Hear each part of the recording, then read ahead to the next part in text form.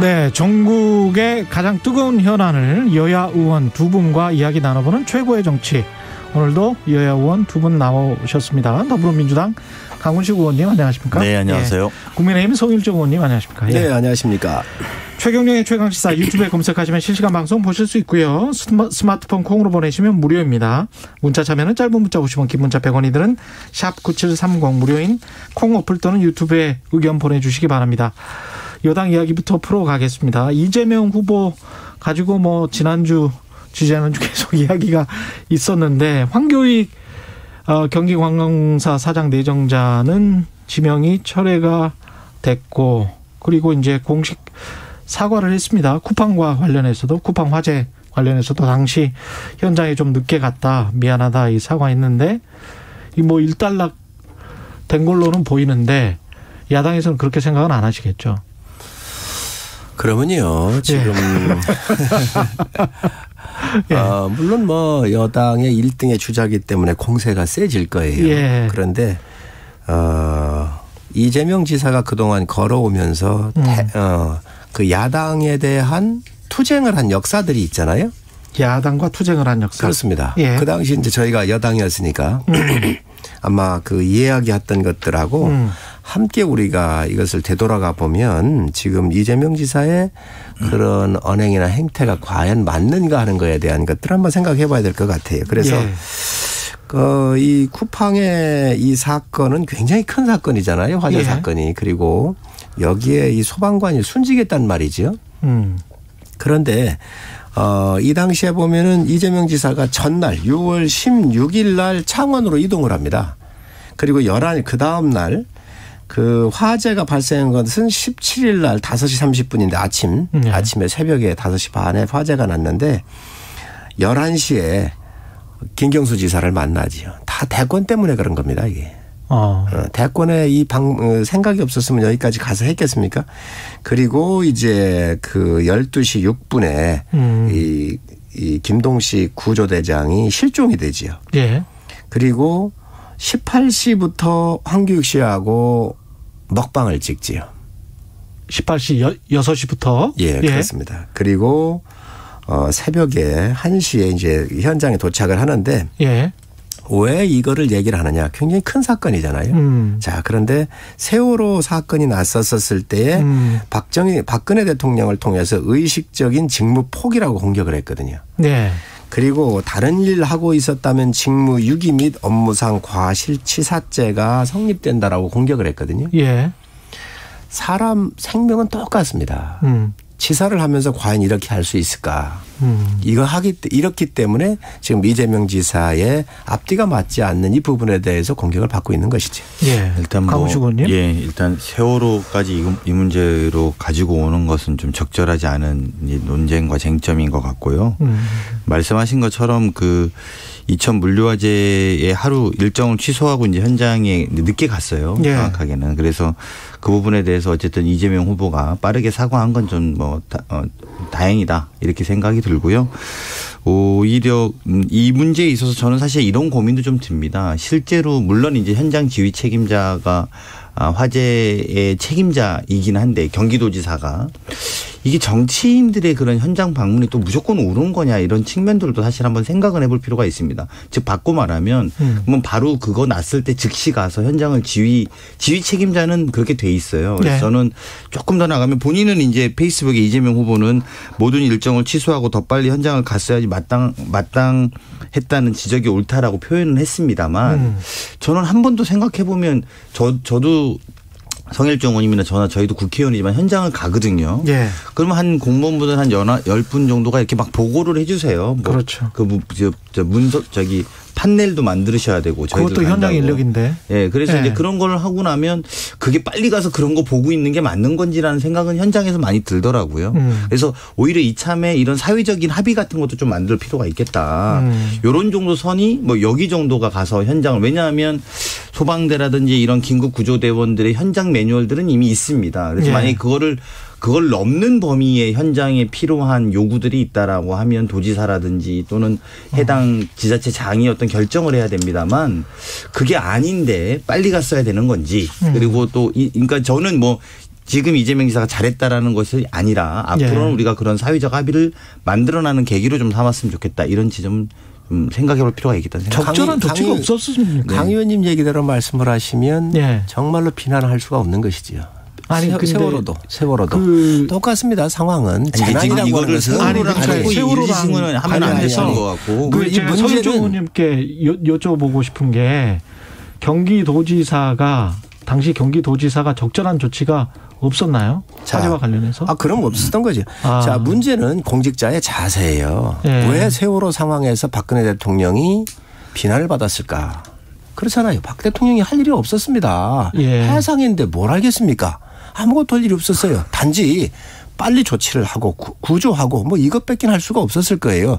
그러나 그 공직자가 그 현장에 대해서 장악을 하고 관심을 가지고 정말 어떻게 있는지에서 챙기고 할 때에 이 밑에 있는 하부 조직이 움직인다는 것이죠.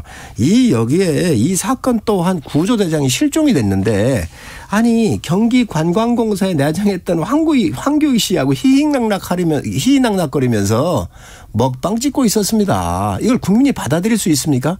정서의 문제이긴 해요. 그러나 이러한 위중한 재난적 상황이 왔었을 때 대통령을 비롯해서 공직자는 현장에 위치하면서 자기가 할 수 있는 모든 조치를 다 해야 합니다. 이게 그 현장을 방치하거나 뭐 뛰어들어 가지고 하라고는 이야기가 아니라 현장에 꼭 뭐 있어야 된다 이것보다도 공직자로서의 자세를 얘기하는 것이에요. 의원님 저는 또 순직하신 소방관에 우리가 애도하고 또 그분에 대해서 분노하는 것은 동의할 수 있습니다만 300명이 넘는 우리 어린아이가 죽은 세월호 사건하고 그리고 그 과정에서의 국가의 무기력함을 보여준 그 사건하고 이 사건을 같이 놓고 이야기하는 건 굉장히 부적절하다고 제가 한 번 더 말씀드리고 싶고요. 그건 적절하지 않은 지적입니다. 그리고 그런 거에 있어서 박근혜 대통령의 무기력증이 전 국민의 분노를 여기에 이용하려는 것 자체가 저는 더 적절하지 않다고 저는 분명히 말씀드리겠습니다.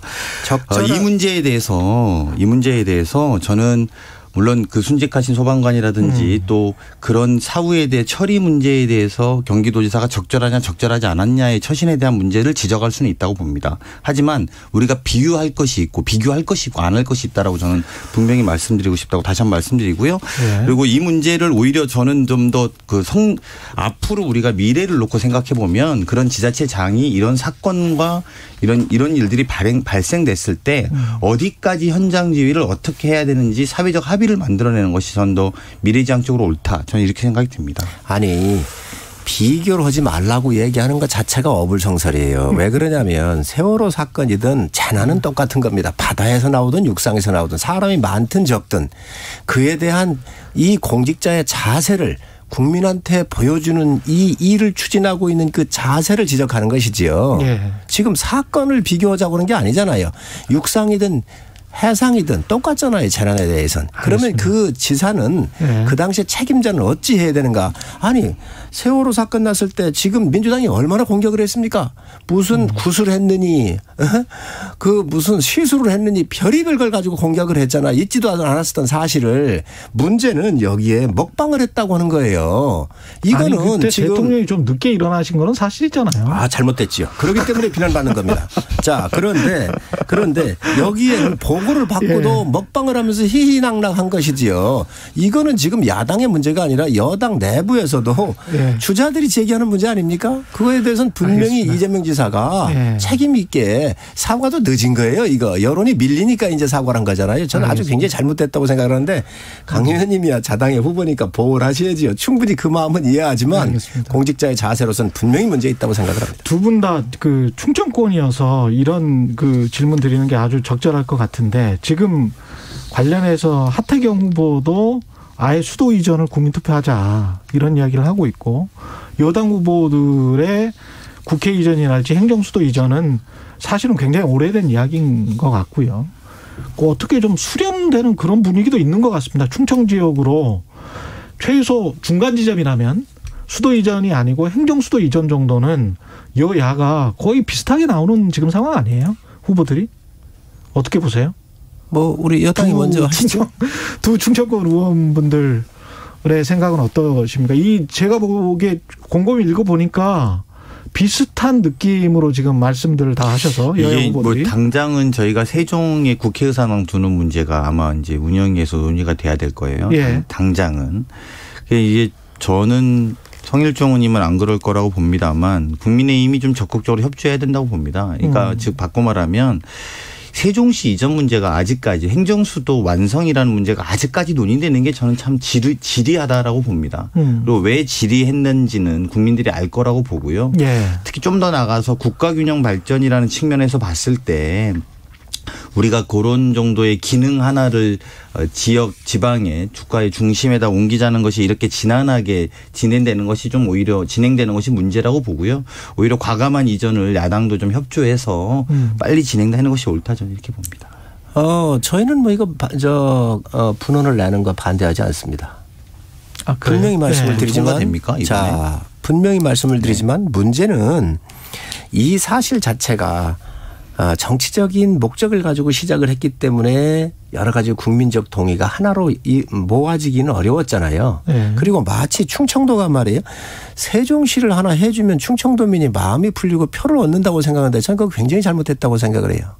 아니 그런 게 오히려 아니에요. 충청도라고 하는 것은 나라를 망쳤던 이런 어려웠던 시절에 일어났던 지역이 충청도잖아요. 예. 지금 이 정권이 뭐 문제를 많이 일으키고 나라를 다 붕괴시켜 놓고 나서 지금 와가지고 마치 이것을 야당이 안 해주는 것처럼 얘기를 하지만 우리 원내대표가 얘기를 하셨어요. 예. 우리 반대하지 않는다. 제가 또 운영위에 있지만 반대 안 할 겁니다. 자, 그런데 문제는 여기 뭐냐면 청와대가 갈 거냐 말 거냐가 더 중요하잖아요. 그렇잖아요. 예. 이 청와대 가는 문제가 굉장히 어려워요. 그러면 청와대 갈 건지 안 갈 건지 여당이 얘기를 하십시오. 그걸 얘기를 하시라고요. 네. 뭐 하면 되죠. 네. 그리고 국회 이전은 두 분은 다 찬성하시는 그럼 거네요. 다행이네요. 네. 아니 제가 지난 초선 때 이 문제가 야당의 반대로 협조되지 않아서 통과가 안 됐었거든요. 그러니까 오늘 이번에 그러니까 제가 그때 국토위원이었고 이게 국토교통위원회 안건으로 올라와서 실제로 예산을 세우는데 그때 뭐 이해찬 당대표 시절이었습니다. 예.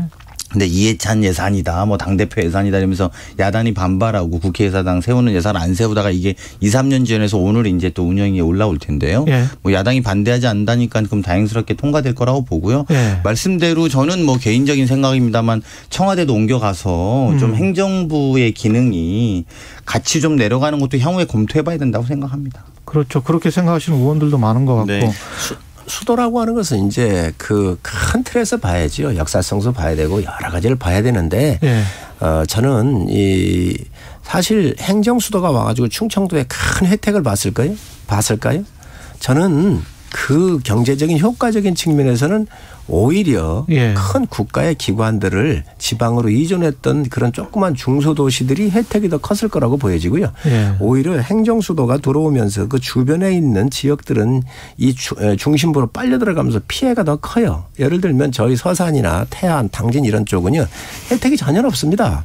그렇기 때문에 그 홍성에 예. 그 혁신도시 해달라고 했었던 그런 부분도 있는데 예. 사실 이런 것들은 정치적인 욕심에서 이게 출발할 것이 아니라 국토의 진정한 그 효율적 배분을 하는 측면에서 이게 전 이루어졌어야 된다고 생각을 하는데 이것이 계속 이제 미뤄지고 했었던 그런 부분들은 이 수도의 상징성 문제, 청와대의 문제라고 생각을 합니다.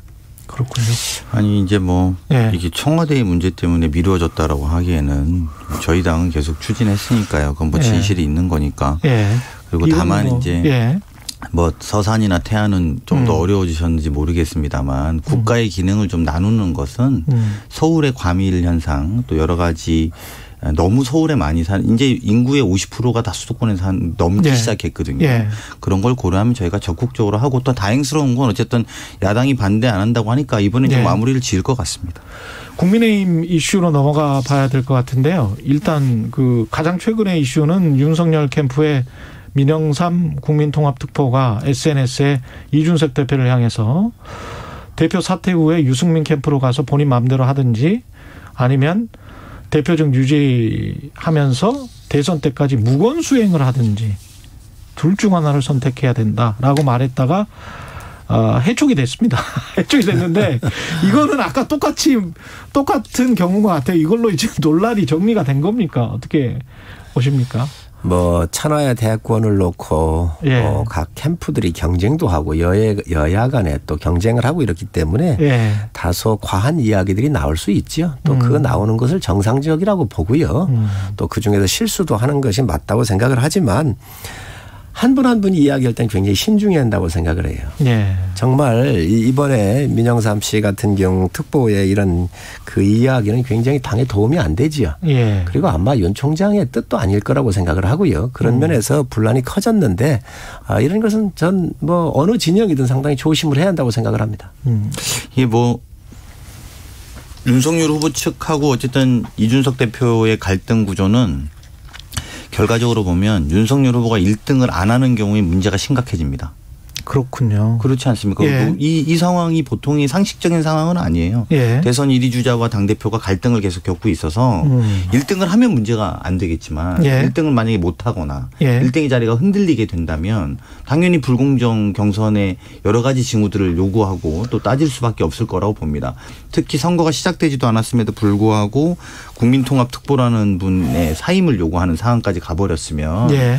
이건 좀 더 갈 거라고 보고요. 그리고 특히나 뭐 제가 알기로는 1위 후보 건의로 토론이 취소된 걸로 알고 있는데 근데 그러면 나머지 향후에 12명 후보에도 이제 일일이 똑같은 공정성의 문제들로 요구들을 답변해야 될 거예요. 그렇지 않으면 뭐 1위는 되고 2위는 안 되고 1위는 되고 3위는 안 되고 이런 상황들이 벌어질 거거든요. 제가 경선기획단장으로서 보는 걱정되는 우려 사항들은 그래서 결국 불공정 경선의 쟁점들이 생길 것이다. 그렇지 않으면 그냥 뻔한 1위가 1위 하는 경선이 될 것이다. 저는 이렇게 생각합니다. 지금 강 의원님께 저희 내부 사정을 잘 몰라서 그래요. 네. 전에도 한번 말씀을 드렸지만 이 경선준비위원회는 이제 수명이 다 했잖아요. 예. 원래 이 경선준비위원회는 내부용이었습니다. 네. 외부 주자들은 고려 안 하고 내부 주자들의 경쟁력을 배가시키기 위해서 어떻게 하면 좀 높여볼까 하는 이 측면에서 시작을 하다가 보니까 원래 여기에서 나오는 경선관리위원회에서 정책 토론회는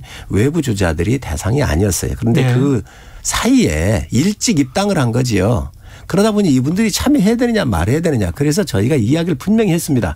참여 안 해도 괜찮다. 그러니까 다른 후보들이 뭐라 하겠어요. 왜 참여하느냐. 실력이 없어서 참여하느냐. 이런 공격을 또 한 거예요. 그러다가 보니까 이제 불거지고 커졌는데 그에 대한 봉합이 이제 비전 발표로 좀 조정했고 이제 선거관리위원회가 떠가지고 만들어져서 시작을 하게 되면 아마 그런 그 오해의 소지는 해소가 될 거로 보여집니다. 근데 선거관리위원장을 누구냐에 두고 선거관리위원장을 누구로 선임하느냐에 두고 또 갈등이 빚어질 수도 있을 것 같은 게 서병수 뭐 경준위원장은 안 된다는 식으로 분명히 그 김재원 최고위원은 이야기를 했단 말이죠. 그리고 최고위원회 갈등이 조금 있는 것 같아요. 그러니까 이준석 대표의 생각과 최고위원들 생각이 좀 다른 것 같고 그런 상황에서 후보들이 추천이 되면 최고위에서 다뤄서 최고위에서 선임을 할 거란 말이죠. 그러면 누가 만약에 되면 지금 말 나오는 무슨 정홍원, 김항식, 무슨 김병준 이런 사람들이 말이 나오면 그 사람이 알고 보니 누구랑 언제 만났다더라. 뭐 서로 어떻게 친한다더라. 뭐 이런 이야기가 또 나오면 또 불공정성 논란이 일어나지 않습니까? 뭐 누구든 만날 수 있는 거 아닌가요? 난 전 그런 걸 가지고 문제 삼으면 안 되고 그분이 갖고 있고 또 살아온 철학 이러한 베이스에서 저희가 선관위원장을 모시고 올 것 같은데 제가 봤을 때는 사전에 조율을 해서 하기 때문에 큰 문제는 없지 않겠나 보여집니다. 옆에서 보시기는 잘 될 것 같습니까? 잘 안 돼야 좋아하시죠. 아니. 서로 간에 뭐. 저는 뭐. 예. 역선택 그 방지 조항 경선룰 관련해서도 좀 이야기가 있었는데 이거는 서울시장 후보 뽑았던 것처럼 그냥 국민 경선, 국민투표 100% 이쪽으로 가는 겁니까? 어떻게 되는 겁니까, 이거는? 사실 이 부분에 대한 것들은 갑론을박이 있습니다. 아, 그래요? 예, 그렇습니다. 미국에서도 보면은 역선택 방지를 위해서 비교적 같은 날 다 이렇게 하잖아요. 이제 그렇게 하고 그러는데 저희 여론조사 기관들의 전문가들 이야기를 다 들었습니다. 전에 경선준비위원회에서. 그때 볼 때는 비교적 아주 미미하기 때문에 큰 의미가 없다 이런 말씀을 하시고요. 지금 또 이제 그런 문제를 제기하고 계신데 이것들은 아마 좀 더 논의를 좀 한번 해봐야 되겠다. 또 선거관리위원회가 만들어지면 예. 경선관리위원회에서 선거관리위원회로 넘긴 것은 어쨌든 큰 영향이 없기 때문에 그냥 오픈하고 가자라고는 입장을 넘겼는데 예. 선관위에서 넘어가면 아마 주자들의 이야기를 좀 더 들어서 더 전문가들의 의견이 한번 참고해서 결정하지 않겠나 생각을 합니다. 그 송 의원님, 그 정홍원 전 총리로 내정됐다. 선관위원장이. 이거 보도가 나왔네요. 예, 저도 보도는 봤습니다. 예. 그러나 아직 그 최고회의가 열리질 않았고요. 않았기 때문에. 또 인사라고 하는 것은 뭐 수시로 최종적으로 결정돼 봐야 되니까 저도 뉴스는 봤는데 예. 아직 제가 들은 바는 없습니다. 예, 확답 못 해 주시는 상황이고. 그 김동연 전 경제부총리 관련해서는 그 대선 출마 선언식을 가졌습니다. 가졌고 충북 음성에서 가졌어요, 또. 그리고 이분이 신당 창당을 할까 아니면 다른 쪽이랑 연합할까. 근데 신당 창당으로 가는 것 같고 이분은 어떻게 봐야 됩니까? 우선 스토리가 있고 예. 또 경제 전문가고 예. 여러 가지 측면에서 굉장히 주목을 받으시는 분이시지요. 그런데 지향점이 여든 야든 세력을 교체하자고 하는 거잖아요. 예, 전부 다 교체하자. 예, 세력 예. 교체를 하는데 저는 그 지향점에서는 조금 의견이 있다고 생각을 합니다. 세력을 교체하려고 하면 언제 해야 되느냐? 국회의원 선거 때 해야죠. 아, 그렇지 않습니까? 예. 그런데 지금은 세력을 교체할 시기가 아니고 대통령을 뽑는 거예요. 세력을 교체할 수 있는 힘 있는 사람이 누구냐, 대한민국을 바꿀 수 있는 사람이 누구냐, 그게 대상이 본인이 될 수 있어요. 그렇기 때문에 저는 그 방법론적인 측면에서는 좀 이견이 있습니다. 그러나 이 대한민국을 놓고 고민해 오셨던 여러 가치들에 대해서는 굉장히 공감을 하고 예. 또 훌륭한 자원이신데 예. 프랑스 같은 경우는 마크롱이 총선을 해서 세력을 교체했지 않습니까? 그랬죠. 이 정치 세력 교체는 총선을 통해서만이 가능하다. 아, 지금 대선은 이 교체가 아니고 네. 그 교체할 수 있는 수장을 뽑는 거예요. 그러니까 대상이 본인이잖아요. 네. 이런적인 측면에서 보면 지향점을 지금 좀 포인트가 잘못됐다. 틀린 거 아닌가 하는 생각을 가지고 있습니다. 강훈식 의원님은. 네, 뭐 비슷한데요. 예. 저는 조금 더 후하게 점수를 드리고 싶은데 예. 어쨌든 말씀하신 것처럼 마크롱이 자기 고향에서 시작했거든요. 정치세력 교체. 이제 그런 것이 연상될 수 있게 출마 선언한 것은 뭐 본인이 선택인 것 같고요. 예. 그리고 어쨌든 좀 기존의 정치 세력에 대해서 양당 정치 세력에 대해서 환멸을 느끼고 있는 세력들을 모아보겠다는 말씀이시니까요. 예. 저는 좀 지켜볼 필요가 있고 그리고 동시에 양당에 어쨌든 구애들도 좀 있을 수밖에 없을 걸로 보여져요. 예. 제가 볼 때는. 그래서 그런 것들이 이후에 이제 본인 이 김동연 부총리가 여러 가지 포텐셜 잠재력을 갖고 있는 분이니까 어떤 캠페인을 보여주냐에 따라서 사실은 조금 더 본인의 몸값도 올라갈 테고 몸집도 커질 거다. 저는 이렇게 보니까요. 좀 더 지켜볼 필요는 있을 것 같습니다. 아, 그리고 아까 그 선관위원장 관련해서 이야기할 때 그 전에 그 국민의힘 김종인 전 비대위원장을 다시 비대위원장으로 추대하자는 식의 어떤 움직임이 윤석열 후보 캠프 쪽에서 나왔다는 보도도 있었고 관련해서 뭐 이랬는데 이거에 뭐 확인된 게 있습니까 지금? 뭐가? 저는 뭐 처음 듣는 이야기고요. 예. 김종인 위원장님 같은 경우는 국가적인 큰 어른이시고 예. 정말 우리 정치사에서 거목이시지요. 그러시기 때문에 예. 또 이번 대선 공간에서 새로운 역사를 써가는데 큰 역할을 맡으셔야 된다는 이 공감대는 다 의원들 사이에 있습니다.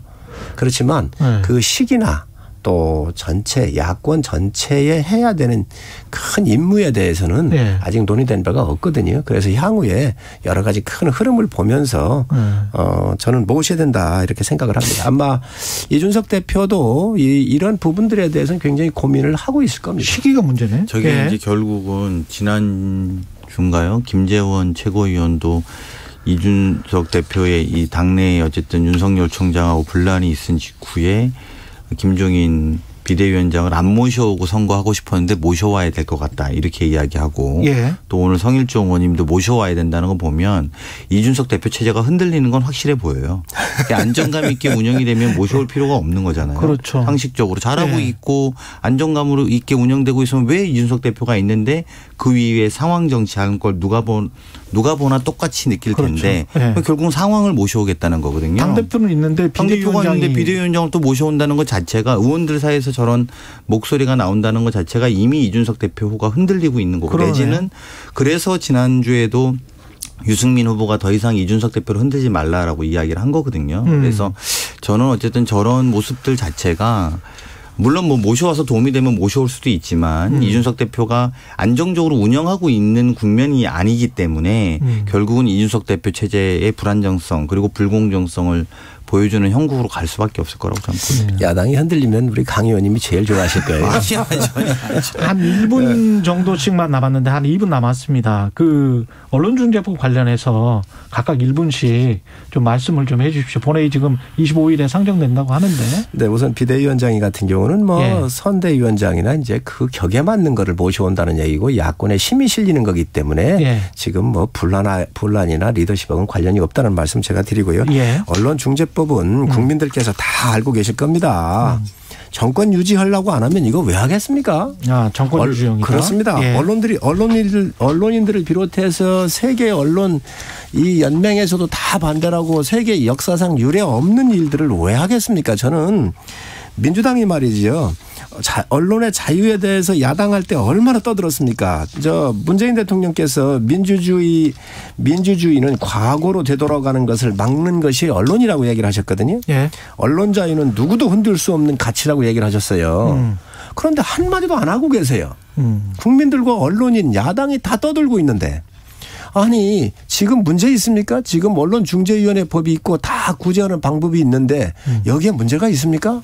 그래 놓고 나서 이거 장기 집권을 회책하지 않으면 이 안 할 이유가 없거든요. 저는 이 부분에 대통령께서 본인이 말씀하셨던 거. 대통령의 이야기가. 그렇습니다. 분명히 입장 밝히셔야 되고요. 알겠습니다. 저는 장기 집권이 아니면 중지하시기 바랍니다.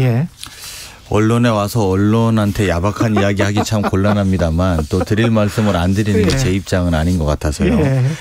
2014년부터 우리 언론의 신뢰도가 OECD에서 떨어지기 시작해서 지금은 가장 낮은 신뢰도를 보이는 게 대한민국입니다. 자정자경의 노력이 필요하고 여러 가지 그런 노력들이 불가피해 보이고요. 특히 이번에 무슨 정권을 재창출하기 위해서 한다고 하는데 말씀하신 것처럼 고위공직자나 대기업의 징벌적 소근의 요구라는 것들을 다 빼기도 했고요. 저희가 걱정하는 것은 민생의 문제라고 생각하고 가짜뉴스에 대한 대응이고 또 자정작용을 좀 함께 해보자는 취지로서 물론 일부에서 걱정하는 부분도 이해가 됩니다만 그럼에도 불구하고 이 과정을 함께 넘어서 언론도 조금 더 건강해지고 국민들의 편에 설 수 있는 언론이 되기를 한 바람으로 추진하는 거니만큼 야당도 대안 없이 마냥 기다려라. 정권 재창출을 위한 마치 그런 어떤 음모다라는 식의 논리로만을 이걸 막을 것이 아니라 함께 좀 테이블에 와서 호응하고 조응했으면 좋겠습니다. 최고의 정치 국민의힘 성일종 의원, 더불어민주당 강훈식 의원이었습니다. 고맙습니다. 네, 감사합니다. KBS 1라디오 최경영의 최강시사 2부는 여기까지입니다.